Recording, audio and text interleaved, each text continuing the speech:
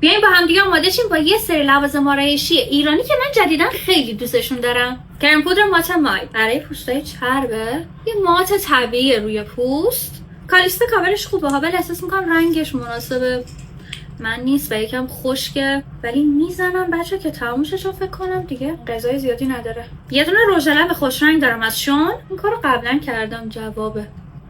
این رژ لبای خیلی چرب و باهاش این کارو نکنین. این کانتور استیکی شون واقعا میخوام میکاپ خیلی سبک باشه روی پوست دیگه. نمیخواستم کرم پود بزنم ولی فکر کنم بخش مورد علاقه شما از آرایشه. ببینین خیلی براق پوستم. این رژگونه شونم میخواستم بهتون نشون بدم. یکم روی این رژگونم میزنم. دوست دارم رژگونم تا آخر شب بمونه.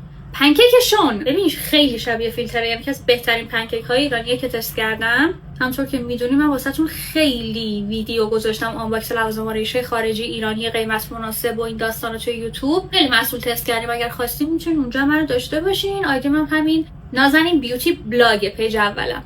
خیلی خوشگلم. یه دونه خط چش قهوه‌ای بینامونشون دارم. خوشگله، طبیعیه. این مداد چشمه خیلی رنگ رژ لبمه. ریمل شون خیلی مشکی میکنه. خب از اونست که حجم موادش خیلی و خیسه. هایلایتر خوشگل بسیار ارزون جنسی. همون رژ لبه میزنم. لیگلاس خیلی معروف و خوشگل اکلیلی مای. خیلی اکلیلاش خوشگله، حتی اگر شاینش بره ناگت اکلیلاش روی لب میمونه.